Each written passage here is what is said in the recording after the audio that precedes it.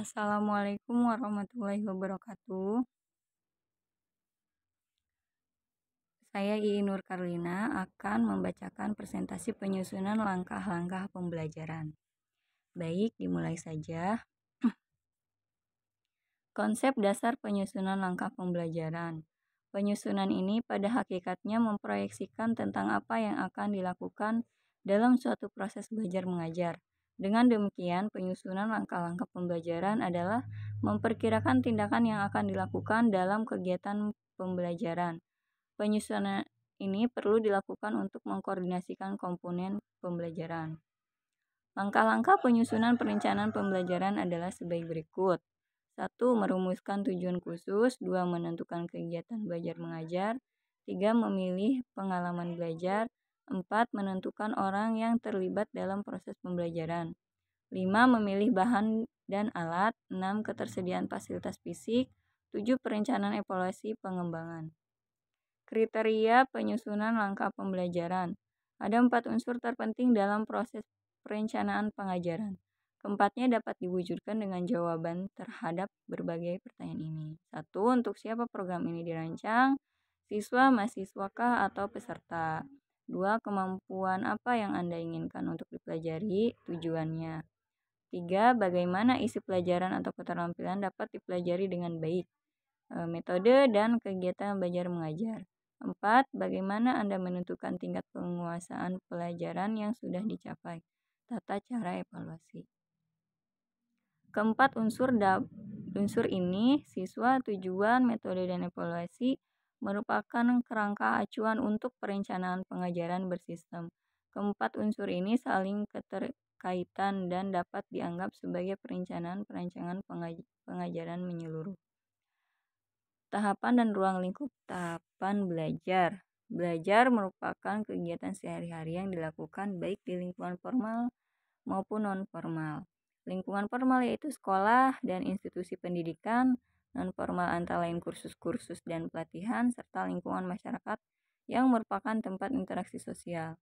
Kegiatan belajar yang dialami oleh anak didik ada hubungannya dengan usaha pembelajaran yang dilakukan oleh pendidik atau guru. Pada sisi lain, kegiatan belajar juga merupakan perkembangan mental yang didorong oleh tindak pendidik atau guru. Dengan kata lain, belajar ada kaitannya dengan usaha atau rekayasa guru. Dari segi siswa, belajar yang dialaminya sesuai dengan pertumbuhan jasmani dan perkembangan mental akan menghasilkan hasil belajar. Kemudian hal itu akan menghasilkan program belajar sendiri sebagai perwujudan siswa menuju kemandirian. Dari segi guru, kegiatan belajar siswa merupakan akibat dari tindak mendidik yang memberikan materi ajar sesuai dengan kriteria persiapan guru. Proses belajar siswa tersebut menghasilkan perilaku baik yang dikehendaki oleh aturan persekolahan sehingga menghasilkan anak didik yang berjiwa besar dalam dunia pendidikan sekaligus menjadi orang yang benar-benar berbudi baik di mata masyarakat. Dalam pengelolaan program pembelajaran, ada beberapa langkah atau tahapan yang harus dijalani oleh seorang guru. Tahapan tersebut antara lain dengan tahapan pengolahan pembelajaran mata pelajaran antara lain yaitu 1. Tahap persiapan atau perencanaan. Persiapan atau perencanaan adalah tahap awal yang harus dilalui oleh guru dalam pelajaran. Yang kedua, tahapan pelaksanaan. Pada tahap pelaksanaan, aktivitas belajar mengajar berpedoman pada persiapan pengajaran yang dibuat.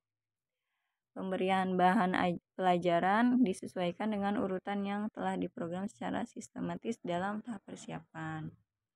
Langkah-langkah pelaksanaan pembelajaran meliputi yaitu kegiatan awal, kegiatan inti, dan kegiatan akhir.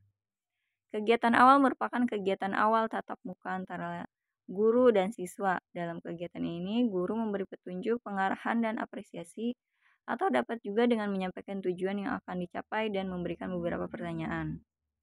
Dalam kegiatan inti, guru menjelaskan materi dengan menggunakan pendekatan, metode, dan teknik yang sudah ditentukan. Sedangkan dalam kegiatan akhir dapat berupa umpan balik dan penilaian. Ketiga, tahap penilaian atau evaluasi. Pada bagian ini, proses belajar mengajar dievaluasi untuk mengetahui sejauh mana penguasaan bahan pelajaran oleh siswa dan untuk mengikuti efektivitas dan efisiensi pembelajaran yang telah dilaksanakan. Untuk mengetahui apakah siswa telah menguasai bahan yang diajarkan, perlu diadakan protes sebagai akhir dari proses mengajar. Bentuk dan jenis tes yang digunakan bisa bermacam-macam, namun tetap berpedoman pada tujuan pembelajaran yang telah ditetapkan.